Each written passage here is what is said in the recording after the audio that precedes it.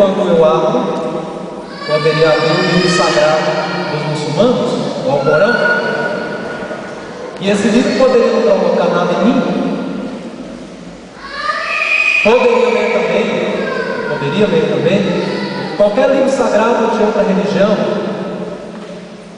e isso não provocar nada em mim. Mas a palavra de Deus, quando é lida, especialmente na Santa Missa, ela tem um poder de provocação diferente. Por alguém que crê, e se ela é proclamada dentro da liturgia, ela traz não a autoridade do leitor, mas a autoridade de Deus.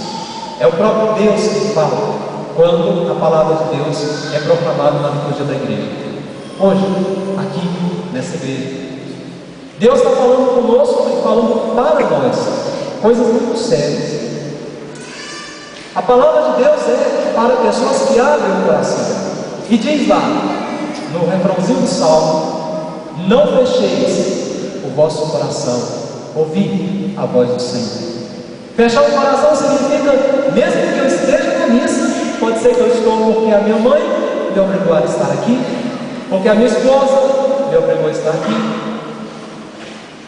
porque o meu esposo me obrigou a estar aqui. Estou aqui porque preciso cumprir uma obrigação dominical.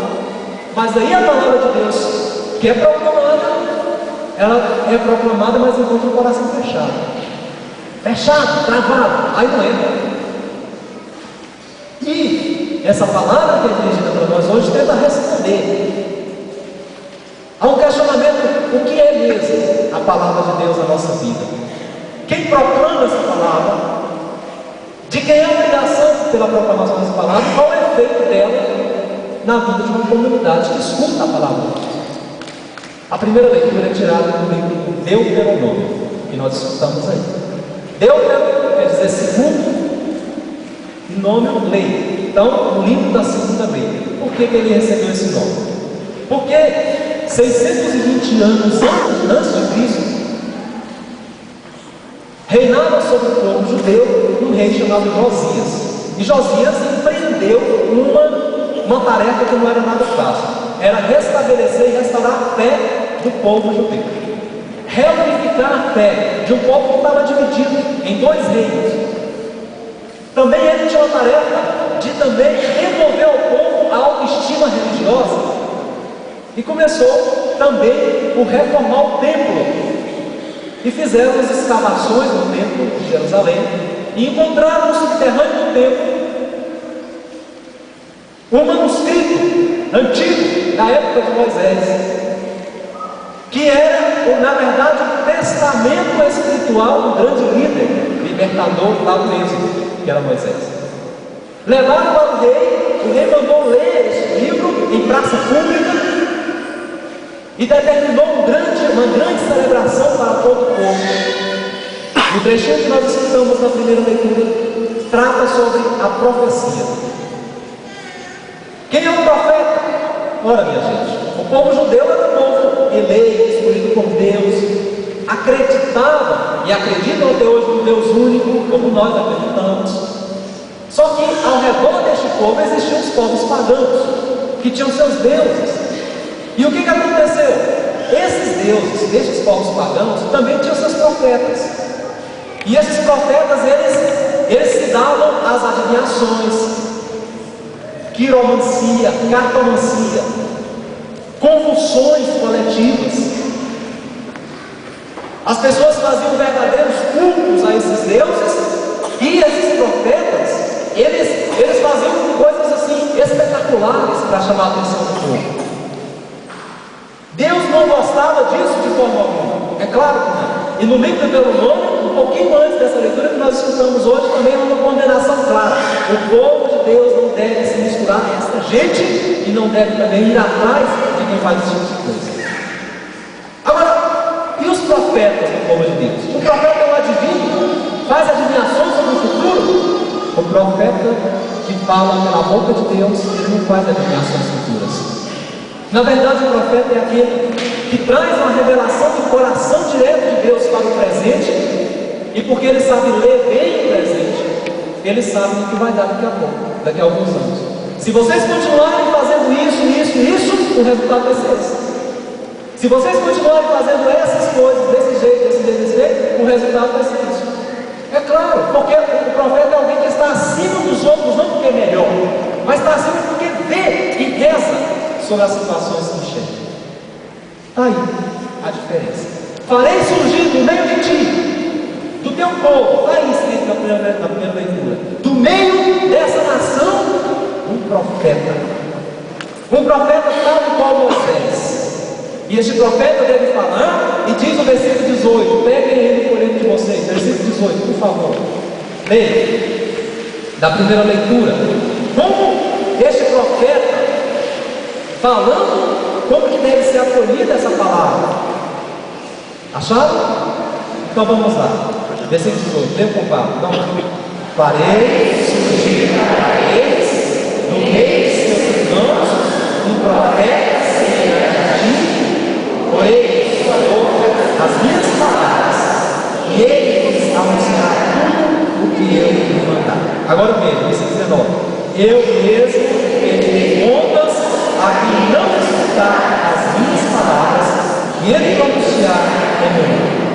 Então, a palavra do profeta, por isso que eu estava falando da palavra de Deus, a palavra do profeta é uma palavra que deve ser ouvida por todos. E cada palavra é como um grande tesouro. E a gente não joga pedras preciosas no mar. A gente não atira pérolas aos copos. Por isso que a palavra de Deus que a gente escuta deve ser acolhida, porque Deus um dia vai pedir contas dessa palavra. Eu pergunto a vocês aqui, pergunto para mim também como padre, de quantas missas nós já participamos, quantas vezes nós já caminhamos para a igreja, quantas pregações, programas de televisão, de rádio, fitas, CDs, livros que falam sobre a palavra de Deus, que já tivemos contato. E quanta palavra jogada fora, quanta palavra de Deus nós desperdiçamos.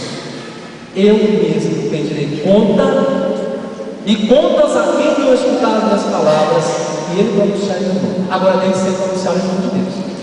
Porque se o profeta for para inflar o seu ego, para falar coisas suas, ou para dar às pessoas uma ideia falsa de Deus, aí esse profeta é falso. Por isso está no versículo 20. Veja o que acontece com o profeta falso. Mas o profeta que tiver a ousadia de dizer em meu nome alguma coisa que não me mandei, ou se falar em nome de outros deuses, esse profeta é forte, é forte. Aliás, o livro de Deuteronômio é muito forte. O testamento de Moisés era esse, porque Moisés foi um profeta que não pediu para ser profeta.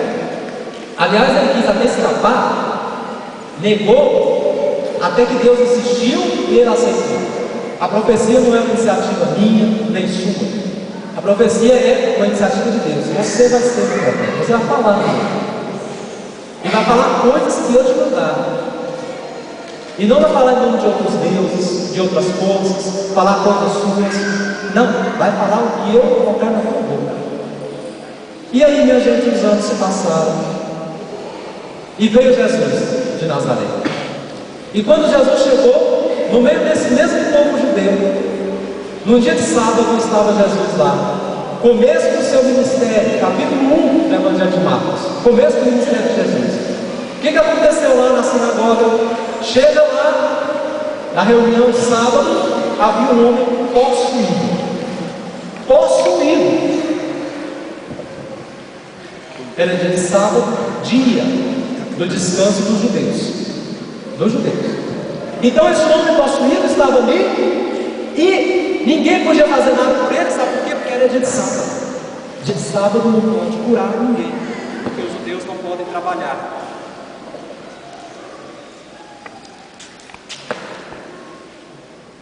Os judeus não podem trabalhar no dia de sábado, é proibido. E, inclusive, o trabalho de curar, de ajudar as pessoas. O que acontece? Este homem, no meio da sinagoga, bem ali, ele estava participando da celebração. Jesus também estava, só que Jesus tinha uma coisa que diferenciava ele de todos os outros que estavam ali. Jesus ensinava como quem tem autoridade.